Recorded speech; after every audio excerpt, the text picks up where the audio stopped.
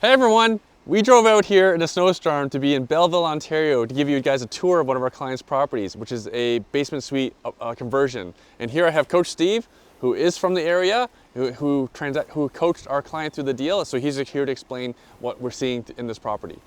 Yeah, so if you were on our summer tour, we did a Street Smart tour here in Belleville, August of last year. And August was really the best moment in the market locally here in Belleville. We had tons of supply and really no buyers. And my client wasn't on our Street Smart tour that day, but he came the very next day. And so we showed this property, and I showed another one that was on that tour. And the other one was actually going a little bit higher. So we converted on this one. We got this property for $430,000. Which at the time looked like a great price. Looking in hindsight was probably the bottom of our market. This house right now is going somewhere around 485, 470, somewhere in between in the current situation. So it's pretty safe to say our client timed the market quite nicely. Yeah, I mean, we did some really good coaching and guiding, and he was able to take advantage of a really soft point of the market. This is a house here that's your standard 3-bedroom bungalow upstairs, 1 bath, and then we've converted the basement. And so the upstairs is just getting finished and rented, and the basement is what we're here to look at today. Okay. Before we go to the basement, this lot looks huge. Yeah, I mean, this lot is an exceptional one because it does have the depth required in order to do a garden suite in Belleville. So if you're looking in the Belleville market right now, there's still some debate going on if we can do all 3 at once. Quinty West has just finalized that, but Belleville is just working on getting theirs. So he's going to start with the duplex, and he'll move to the garden suite later. Right, and I love property with options. Yeah. Options to add more value, options for more density to raise your rents and to raise the property value. Exactly. All right, so let's take a look inside. Let us go. It was a big house though, but this has got the best value. So deck is new. All of this is all brand new. This used to be a window in this back half, and we've removed the window, or he removed the window and put in the sliding door. And the kitchen, when we did the tour, was really awkwardly put into the middle of the transition between the addition and the old part of the house. And so he demoed the entire kitchen and moved it to this back addition. So now there's Long Island and all of those things are in place. But the depth of this lot goes all the way back to the far tree line. And really what we're looking at is just some removal of the dead trees in the middle. And then we'd be able to put in probably close to 900 square feet worth of a garden suite back here. Love it, love it. And I love the addition. I love the extra square footage. Yeah, I think it takes us up closer to 1,300 square feet total on this little bungalow because it's got an extra 300-400 square feet off the back half that we just didn't anticipate it being here. Fantastic, and tenants love square footage. That gets us more rent. Yeah, and like the other thing that's really cool about it is the layout has all of the living going on at the back half of the house, and the bedrooms are on the far left side of the house. So you really are transferring noise. The other thing that I would make note of in this, because we've moved the kitchen back here, the actual basement doesn't extend past here. So you know how we always get noise complaints of people in the kitchens early in the morning from the basement tenants? It's really not an issue here because the basement tenants will be far more located where the bedrooms are and at the front of the house. Amazing. Love it. Let's go.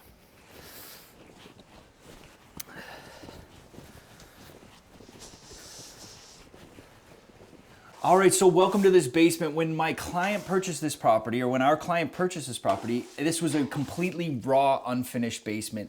The first thing that we noticed here is the incredibly high ceilings. We're both 6 foot plus, and it is very high to even touch the top. So that was the early thing that we noticed. The second thing that we had is we had a really open layout and a lot of opportunities here to kind of give a really cool floor plan. So we've worked, my clients worked tirelessly to get all of this done. And so we've got a nice open concept floor plan here.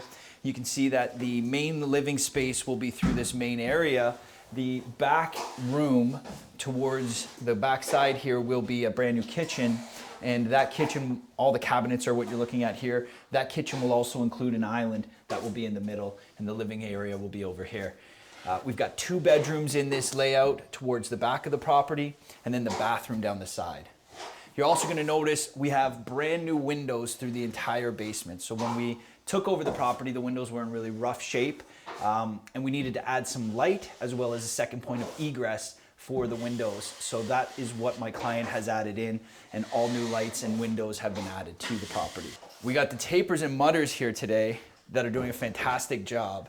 And so drywall boards have been put up. We're getting through our permitted process where all the electrical's been passed, plumbing's been passed, insulation's been passed, and now we're really into the guts of getting to the finish line and the big push that we're hoping to be out by 1st of April, first couple of weeks of April now.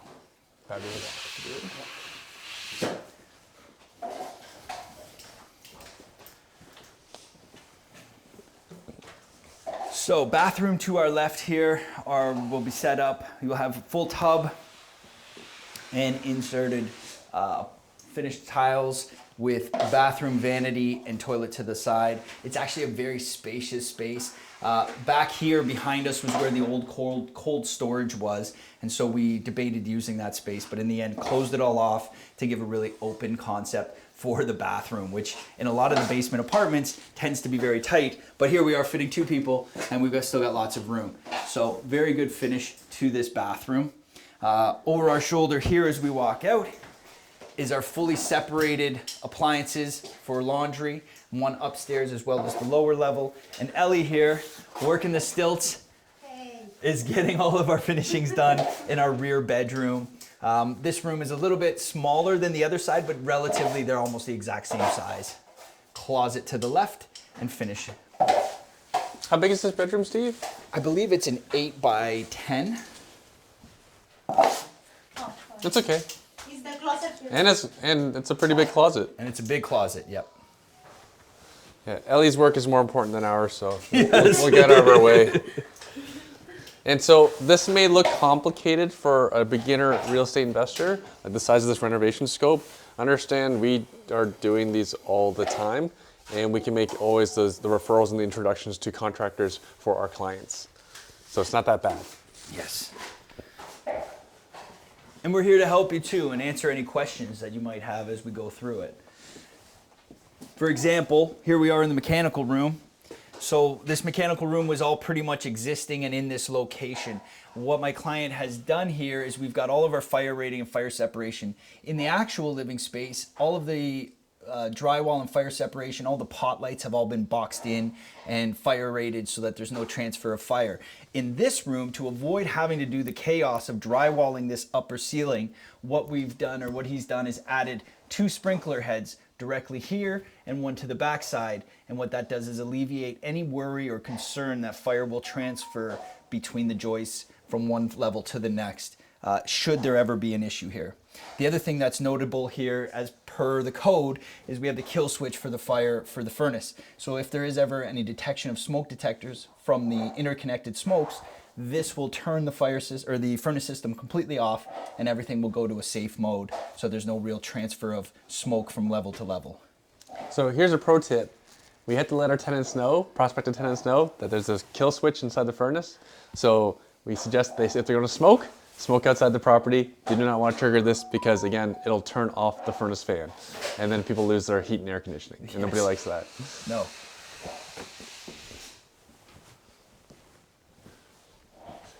And then again, you go into bedroom number 2. And as you can see, bedroom number 2 again is a little bit larger in its size. It kind of has a little longer dimension to it. Its closet has got a bit of the stack going through it, or the support post. So it's a little bit tighter, but the space in general has lots of light, really 2 big brand new windows, and lots of space so that it doesn't feel like a basement apartment. Steve, it feels like this place has 2 egress size windows. It does, yeah. He added them in because at a certain point, what we were the benefit of this property and its raised bungalow is we had tons of space in the foundation exposed. We didn't have to do any real excavating on this property at all. Very nice. In order to put these windows in. They were all above grade. And so if we were going to do the new windows at that size for one, we might as well do the second, and it made it very easy to add the accessory light. And I'm seeing all LED lights, so that's nice on the hydro bill. It's very nice. Leads to a lot of fire rating of the back of the pot lights, little boxes being made on the backside with the drywall and the fire goo, the red goo. But it does solve a lot of lighting concerns and head height issues, should we have any. Yeah, and again, I love the ceiling height. Crazy, This right? is not common at all, and there I am touching some from wet mud. Ellie? Again, I love the ceiling height, which is not common in many basement apartments and many basements in general. Like, Right. I don't even think my basement's this tall. And generally, and this is extremely rare in a basement apartment. Yes. And this will likely afford us more rent. I think so. I think you're going to find that the tenants are going to appreciate the level and the height and the space. And I think those little added touches of adding that secondary egress window for the light that it gains, for the cost, it's minor. For the headache, minor compared to the result on the other side from a tenant that's happy. Now, what do you think? What do you expect the rent to be on a property, on a basement suite like this? We're seeing a lot of the basement rents starting to press, depending on how we're going to get out. I think at the very minimum, it's $1,850 plus utilities here. Separate panels. The hydro's been separated. A lot of the utilities have been separated off. So I think you're going to see $1,850 at the low end. I've heard from other investors in the marketplace they're getting up as high as $1,950 and closer to $2,000. Right.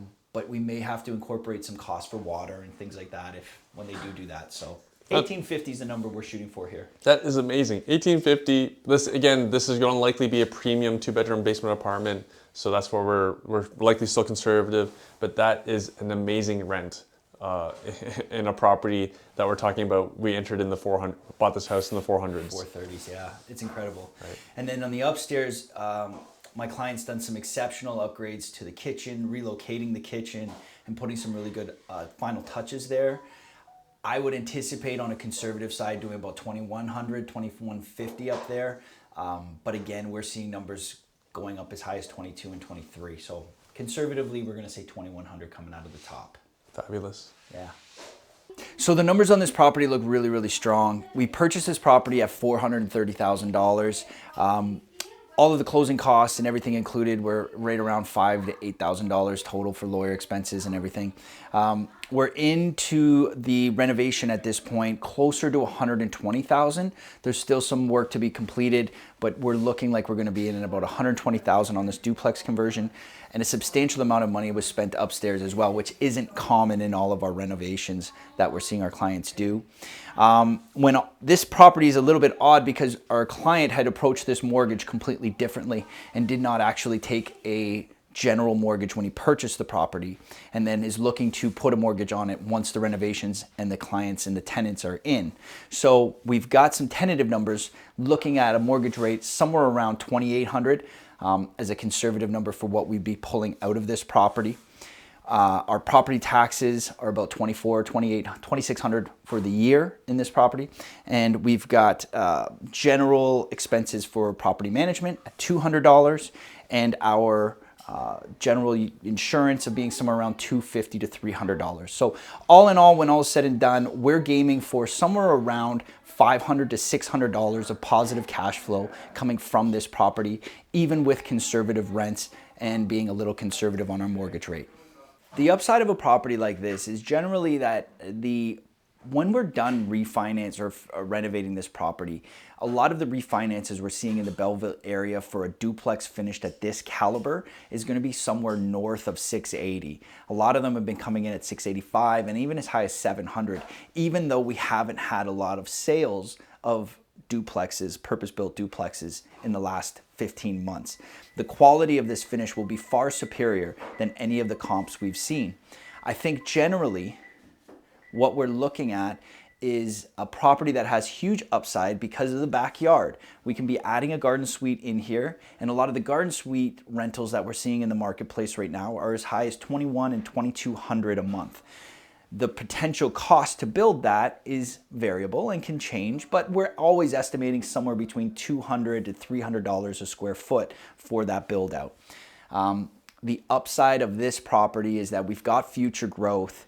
We have a sustainable property today that we purchased significantly under the market value that we're seeing here in the current market, even though it's dropped.